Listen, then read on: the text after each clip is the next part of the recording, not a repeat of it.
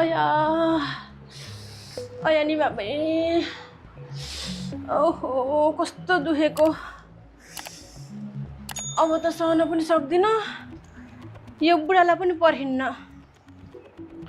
आफूलाई यहाँ कस्तो गाह्रो भइसक्यो आफूलाई गाह्रो भएको बेलामा यो बुढो जहिले बाहिर हुनुपर्ने मेरो त भाग्य पनि यस्तै रहेछ के आफूलाई चाहिने बेलामा जहिले एक्लै हुनुपर्छ उफ अया नि बाबे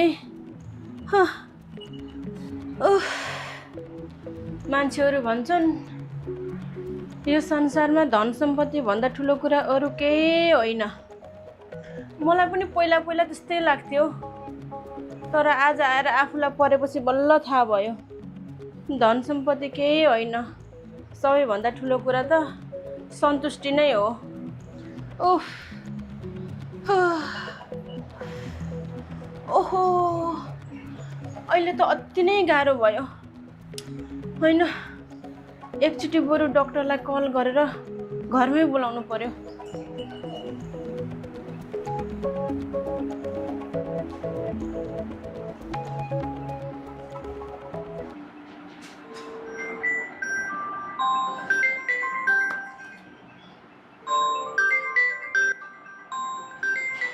कसले फोन गर्यो?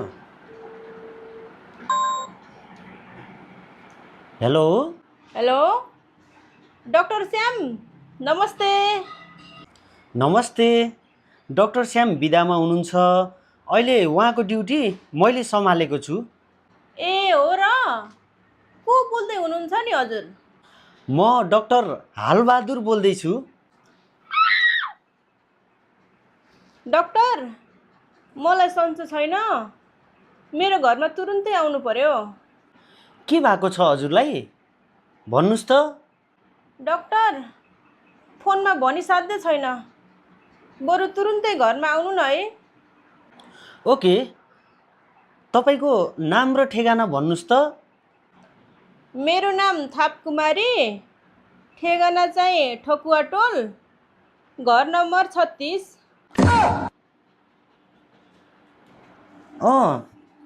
नाम थापकुमारी अनि ठेगाना चाहिँ ठकुवा टोल घर नम्बर 36 होइन त ओके म तुरुन्तै आइहालेँ है त वेट गर्दै गर्नु डाक्टर छिटोभन्दा छिटो आउनु है हस् हुन्छ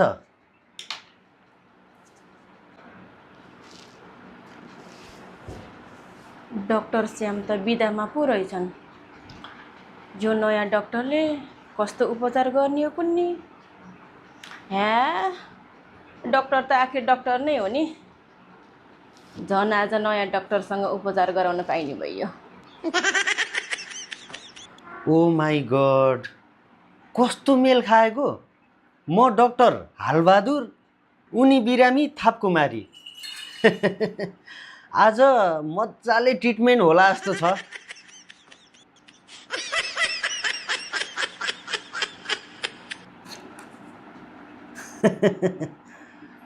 नाम थापकुमारी ठेगाना ठोकुवा टोल घर नम्बर 36 होइन त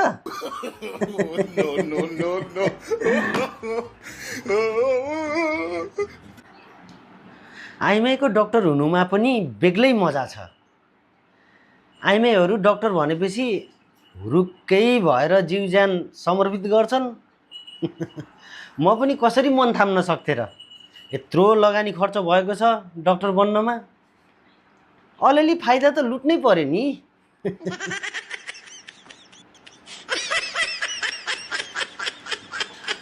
मैले त अहिलेसम्म धेरैजनाको उपचार गरिसकेँ सबै कति खुसी छन् मैले उपचार गरेको बिरामीहरूले सधैँ मलाई सम्झिन्छन् के गर्ने आफ्नो त इन्जेक्सनै कडा छ अब थापकुमारीको घरतिर लाग्नुपर्छ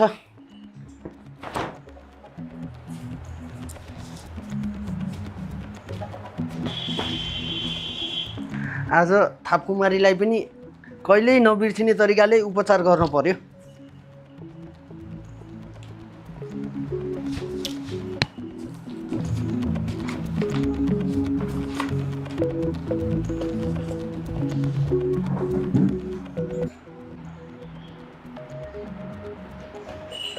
यतिकै बेर भइसक्यो डाक्टर अहिलेसम्म आएन।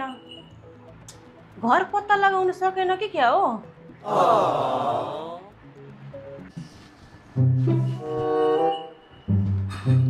एक्सक्युज मी, म्याडम थपकुमारी घरमै हुनुहुन्छ? ऊ डाक्टर आयो। हजुर डाक्टर, भित्रै आउनुहोस् न।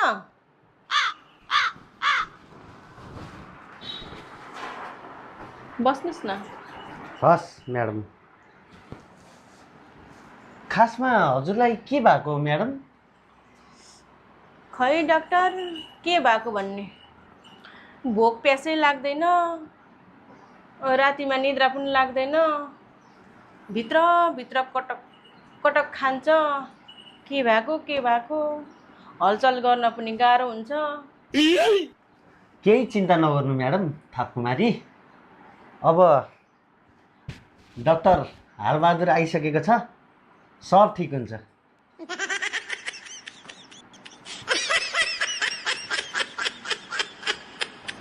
नाम त खतरा छ त डाक्टर, हालबहादुर। आफू परियो आइमाईको डाक्टर, त्यही भएर होला मेरो नाम हालबहादुर राखिदिएको।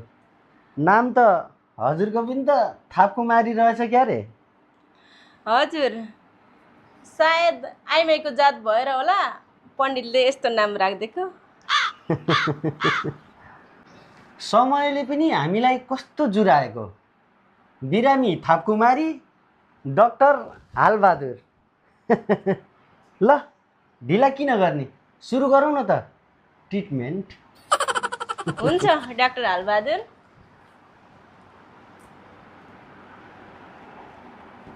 ल म्याडम थपकुमारी, यसो बम्फर उचाल्नु नि त। हस्।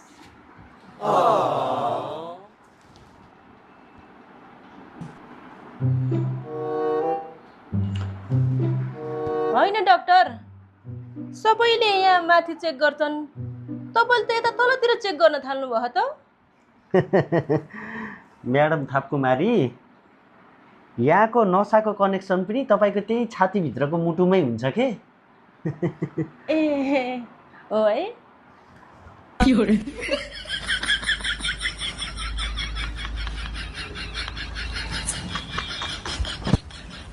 ल घोप्टो पर्नु त। किन हो र फेरि घोप्टो पर्ने? कुनै पनि डाक्टरले यसरी चेक त गर्दैन नै।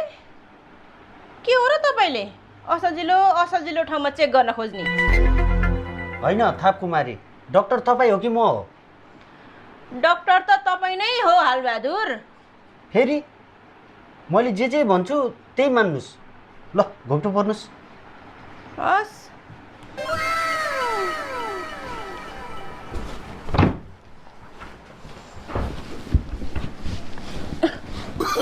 No.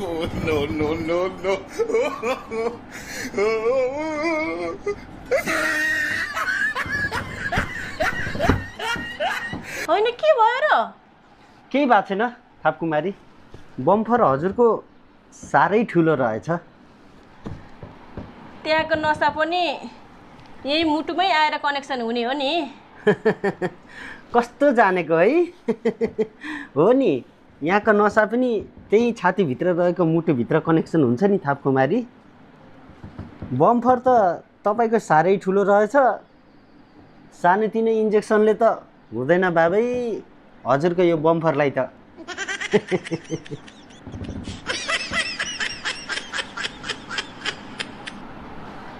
ल अब छड्के पर्नुहोस् त। हत्तेरीका डाक्टर, तपाईँले कस्तो बेठाउँमा चेक गर्न खोज्दै हुनुहुन्छ? मलाई त हजुरको इरादा ठिक लाग्न छोडिसक्यो है भने। ल यो लुगा अलिकति माथि सार्नुहोस् त। किन नि फेरि? चेक गर्न छ, अलिकति माथि सार्नु न। ल भयो। अब यतातिरको कनेक्सन पनि यतै मुटुसम्मै छ होला होइन? गुड।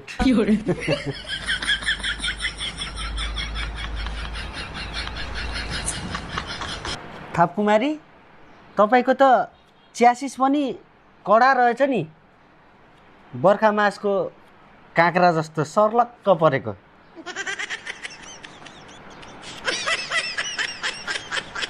ल लुगा तल झार्नुहोस्।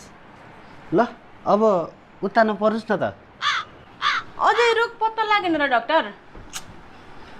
रोगको जरा पनि सजिलै तरिकाले पत्ता लाग्छ र? धैर्य गर्नुहोस् न, धैर्यता नै महानता हो। अहिले एकछिनमा रोगको जरा पत्ता लागिहाल्छ नि।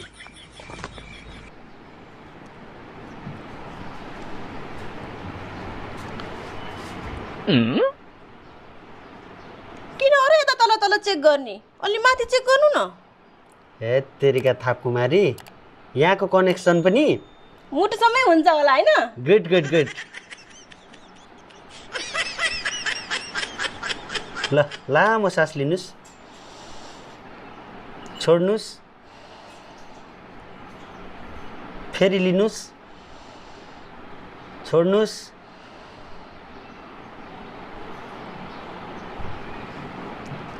ल उठ्नुहोस्। के भएको रहेछ doctor? Oh my God. Oh my God रे? होइन के भएको रहेछ डाक्टर? भन्नु न। घरि उत्तानो, घरि घोप्टो, घरि छड्के पारेर यही चुप बस्नलाई हो? के भएको रहेछ भन्नु न, केही त बोल्नु न। थापकुमारी, तपाईँको बिहे भएको कति भयो?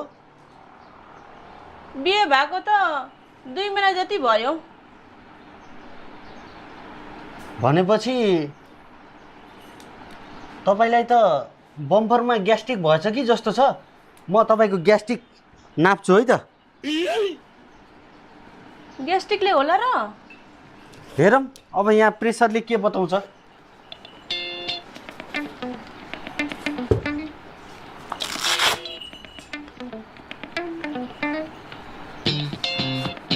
खै यो पाखुरा ल्याउनुहोस् त।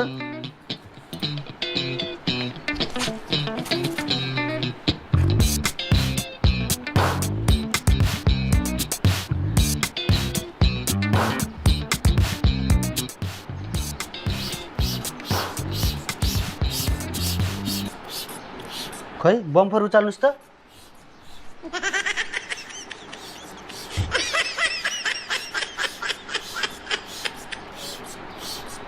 ओहो थापकुमारी म्याडम, तपाईँको त यो बम्परभित्र एकदमै बढी हावा ग्यास भरिएको छ। ल हेर्नुहोस् त। हो रहेछ त है। साँच्चै तपाईँको हस्बेन्ड तपाईँसँग हुनुहुन्न? उहाँ त बाहिर हुनुहुन्छ। बिहा भएको हप्ता दिनमै जानुभएको। तपाईँको यो रोग निको पार्न त इन्जेक्सन नलागिकन हुँदैन थापकुमारी। नै नै नै डाक्टर, म त इन्जेक्सन नलगाउने। बरु औषधि खान मिल्छ भने औषधि दिनुहोस् न। थापकुमारी, तपाईँको यो रोग निको पार्न इन्जेक्सन भन्दा अरू उपाय नै छैन। दबाई खाएर यो निको हुँदैन। मलाई त इन्जेक्सन लगाउन साह्रै डर लाग्छ के डाक्टर साहब। बरु मिल्छ भने मलाई त बरु अलि धेरै दिनुहोस् न, औषधि नै दिनुहोस् के मलाई। कुरा बुझ्नु न थापकुमारी, तपाईँको रोग धेरै छिप्पिसकेको छ। तपाईँको त्यहाँ बम्फरभित्र ग्यास पनि भरिसकेको छ। अनि त्यहाँभित्र साँगुरो भइसकेको छ, खिया लागेको छ। त्यो खोल्नलाई इन्जेक्सन लगाउनै पर्छ। इन्जेक्सन बिना तपाईँको कामै छैन।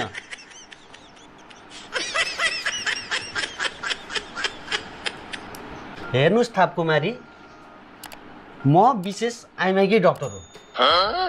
मैले सेवा दिन थालेको थुप्रै वर्ष भइसक्यो। हेर्नुहोस्, मैले लगाएको इन्जेक्सनले सबैजना निको भएका छन्। छ्या डाक्टर, मलाई त साह्रै डर लाग्छ के इन्जेक्सन लगाउन। कसरी लगाउने होला के? चिन्ता नलिनुहोस्, सबै आइमाईहरूले त्यसै भन्ने गर्थे।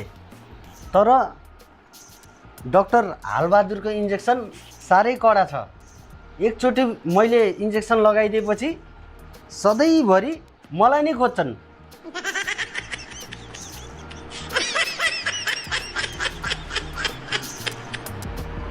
हो र डाक्टर, खासमा मेरो समस्या चाहिँ के हो?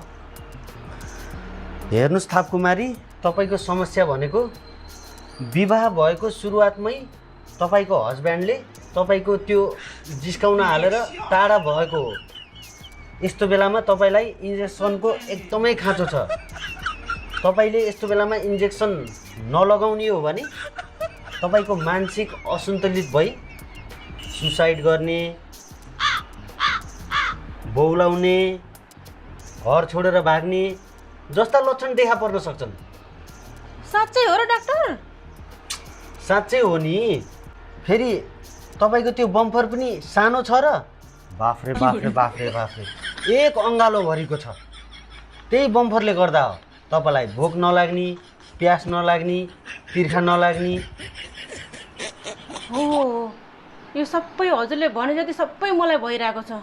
लौ न, कसरी निको पार्ने होला डाक्टर हालबहादुर? छिटो निको गराइदिनु मलाई। चिन्ता नलिनुहोस्, हजुरको बम्फरभित्र त्यो खिया लागेर जाम भएको छ।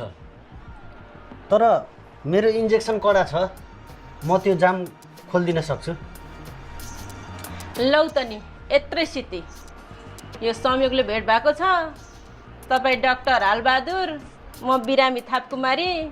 म थाप्छु, तपाईँ हाल्नुहोस्।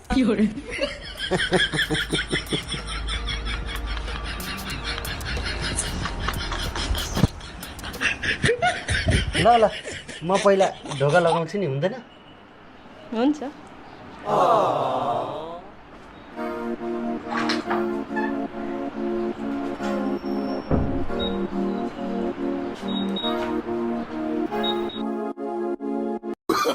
Oh, no, no, no, no.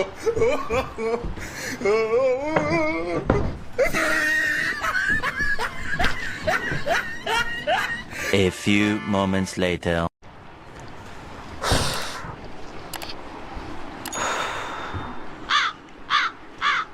कस्तो छ अहिले अवस्था थापकुमारी? एकदम ओके छ डाक्टर हालबहादुर। मैले त भनेकै थिएँ नि थापकुमारी, यो रोग निको पार्नलाई दबाई खाएर हुँदैन, इन्जेक्सन लगाउनै पर्छ भनेर। अब त पत्याउनु भयो होला नि? एकदम हो रहेछ डाक्टर। फेरि हजुरको इन्जेक्सन पनि एकदम मस्कुलर रहेछ। म त एकदम खुसी छु। हजुरले मेरो रोग निको पारिदिनु भएकोमा थ्याङ्क यू है डाक्टर साहब। वेलकम छ थापकुमारी। अब म निस्किन्छु, मलाई अन्त पनि जानु छ इन्जेक्सन लगाउन। तपाईँलाई अबदेखि फेरि इन्जेक्सन लगाउनु पर्यो भने तपाईँको लागि यो डाक्टर हालबहादुर 24 घन्टा तत्पर छ।